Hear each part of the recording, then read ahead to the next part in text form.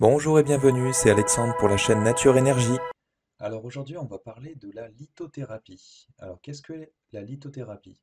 Alors c'est l'art d'utiliser les pierres pour soigner différents maux, donc différentes problématiques qu'on peut avoir sur notre corps physique ou sur nos corps énergétiques, donc des problèmes mentaux ou physiques. Alors il faut savoir que les pierres, elles sont toutes particulières, ça peut être des pierres ou des cristaux, et elles vont agir sur une fréquence spécifique. Alors il faut savoir que chaque pierre a sa propre vibration et qu'elle va pouvoir agir d'une manière spécifique sur nous ou sur quelqu'un d'autre. Il faut savoir que les pierres aussi sont vivantes, donc elles ont leurs propres énergies et c'est comme ça qu'elles arrivent à nous transmettre et interagir avec nos propres énergies ou celles de quelqu'un d'autre. Alors il faut savoir qu'il y a différents plans d'incarnation donc au niveau de la matière, et il faut savoir que c'est le premier plan d'incarnation, donc tout ce qui est pierre ou cristaux. Alors nous, on est sur un autre plan d'incarnation, mais ça ne nous empêche pas de pouvoir interagir avec d'autres plans d'incarnation, comme les plantes, comme les animaux, ou comme les cristaux et les roches.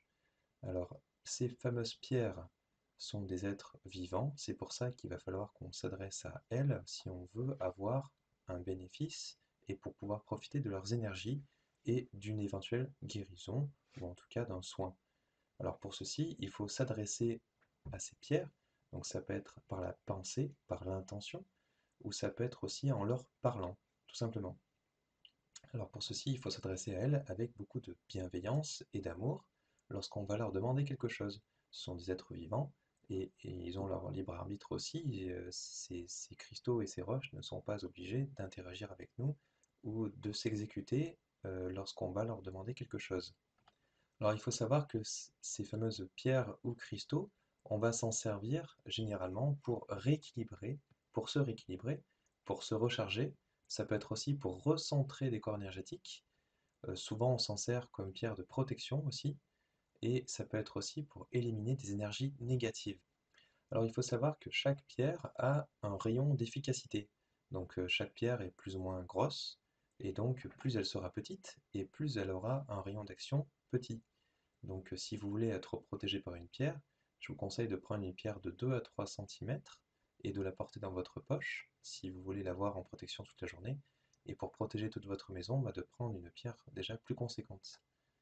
Alors il faut savoir que les pierres de protection sont vivantes, donc elles ont leurs propres énergies, mais si on les sollicite trop souvent et trop intensément, ces énergies se dissiperont. C'est pour ça que pour certaines pierres, il faudra songer à les recharger régulièrement de leurs propres énergies. Donc pour ceci, il y a différentes méthodes qu'on peut trouver sur Internet. Ça va être par exemple de les mettre dans du gros sel, de les exposer au soleil ou à la lune, selon certaines pierres, ou alors de les mettre dans de la saumure ou de l'exposer à des encens.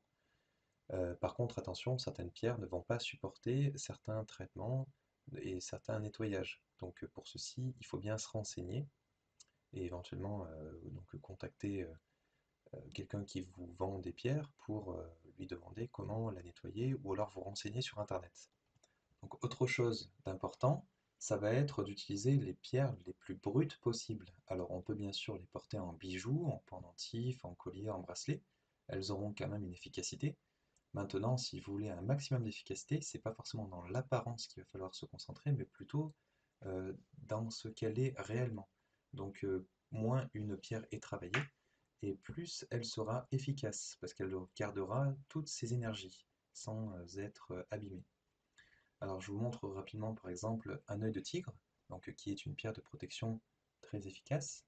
Alors il faut savoir qu'ici ça c'est une pierre qui est brute, et donc c'est une pierre qui va vous protéger des mauvaises intentions et les renvoyer à ceux qui vous émettent ces mauvaises intentions. Et ça va également vous protéger dans une certaine mesure contre certains sorts. On présente également une autre pierre de protection qui s'appelle la stibine. Donc c'est une très belle pierre. Maintenant elle a des propriétés qui sont très particulières.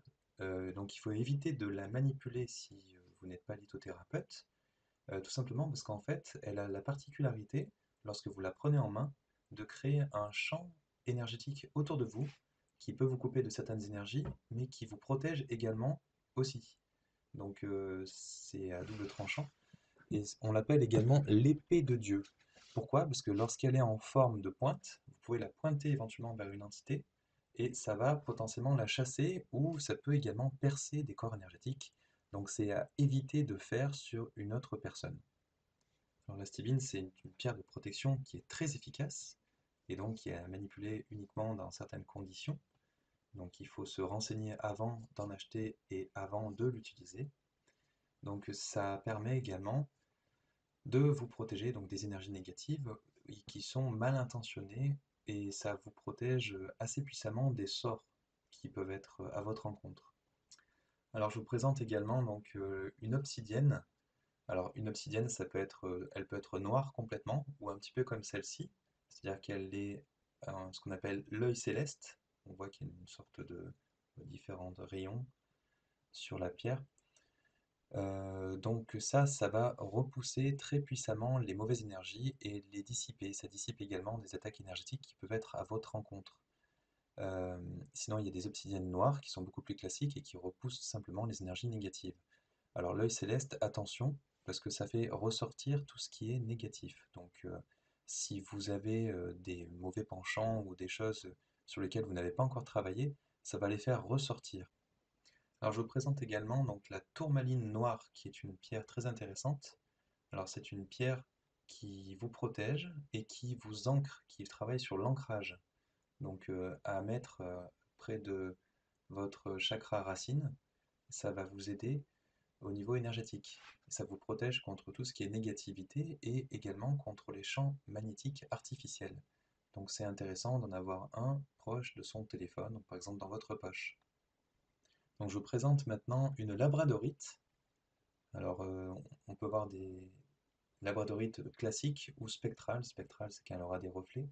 Donc elles ont différents reflets, ça peut être bleu, vert ou violet même pour certaines. Alors il faut savoir que ce sont des pierres de protection très puissantes qui sont souvent utilisées chez les guérisseurs, tout simplement parce que ça absorbe tout ce qui est énergie négative. Donc pour garder des énergies positives dans un lieu de soins, c'est très important d'avoir ce genre de pierre. Donc toujours en pierre de protection, donc il existe également la shungite, donc qui est très connue, qui est une roche qui vient de Russie et qui contient tous les éléments qu'on connaît au niveau physique. Et il faut savoir que ça protège assez puissamment, enfin plutôt puissamment, de tout ce qui est champ électromagnétique artificiel et toutes les énergies nuisibles. Alors il faut savoir que pour compléter le soin de rééquilibrage des différents chakras et des corps énergétiques, je vais utiliser des pierres qui sont spécifiques à chacun des chakras et ça va permettra donc de les activer et de permettre d'initier une guérison parce que avec leur vibration, ça va permettre de réharmoniser vos chakras. Il faut savoir qu'il existe aussi des pierres qui absorbent les énergies négatives. Ce sont des pierres de nettoyage énergétique. Alors ça peut être des pierres ponces, des pierres de lave, ou ça peut être plus particulièrement ce qu'on appelle des moquis ou des pierres du chaman. Alors je vous en montre une. Donc c'est un petit peu rare, donc c'est un peu cher. Et il suffit de la tenir dans la main pendant un petit moment. Donc on va compter à peu près 10 minutes, un quart d'heure, selon la capacité et le potentiel que vous avez à avoir récupéré des énergies négatives. Et ça va vous permettre donc de vous libérer des énergies négatives qui sont en vous. Donc elles ont ce potentiel-là. Et ces fameuses pierres de chaman, elles ont une particularité aussi, c'est qu'elles n'ont pas besoin d'être rechargées. Alors il existe beaucoup de cristaux et de roches, c'est pour ça que selon votre problématique, je vous orienterai sur telle ou telle pierre, si ça vous intéresse, du coup, d'avoir ces énergies qui vont vous suivre ou vous protéger. Alors je peux vous aider effectivement à choisir une pierre qui va correspondre à une problématique du moment que vous avez, mais vous pouvez également donc choisir des pierres si vous avez donc une inspiration lorsque vous êtes dans un magasin de minéraux ou de cristaux, et donc vous allez être appelé naturellement vers telle ou telle pierre parce que ça va vous réapporter une harmonisation ou une protection dont vous avez besoin.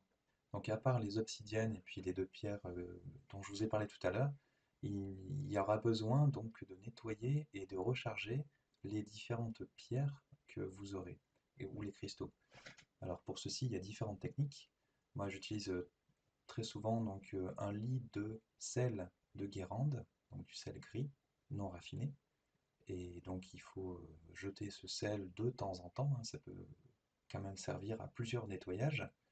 Et ensuite, vous pouvez exposer vos pierres, par exemple, au soleil. Donc il faut que ce soit une journée, bien sûr, qui soit ensoleillée, et les exposer au soleil au moins toute une journée pour les nettoyer. Donc de temps en temps, on peut aussi mettre de l'encens pontifical pour exposer les pierres à cet encens pour les nettoyer, au cas où ça ne soit pas complètement purifié. Et après, ben, pour les recharger, c'est le soleil qui va s'en occuper. Et pour certaines pierres, comme les pierres de lune ou d'autres pierres qui sont un peu plus fragiles, ça peut être la lune. Donc c'est du cas par cas. Alors pour ceci, soit vous pouvez me poser la question, soit vous pouvez vous renseigner sur Internet pour voir comment nettoyer votre pierre, parce que chacune est différente. Alors je vous présente aussi une autre pierre de protection qui est très connue, et ça permet également de rééquilibrer votre chakra coronal, donc qui est l'améthyste. Alors l'améthyste, elle a pas mal de particularités, elle a des vibrations qui sont très hautes, et elle permet donc de recharger potentiellement d'autres pierres que vous allez mettre tout simplement dessus et que vous allez laisser dessus pendant au moins 24 heures. Donc bon, il n'y a pas besoin de la recharger très souvent, cette améthyste, parce qu'elle est justement dans des énergies qui sont très hautes, mais il faut quand même la recharger de temps en temps. Et donc c'est une pierre de protection qui est très puissante, elle vous sert un petit peu à tout, c'est un petit peu un couteau suisse. Merci de nous avoir suivis et merci de nous laisser un pouce pour nous encourager à continuer. Et merci de vous abonner pour être informé de la publication de nos prochaines vidéos.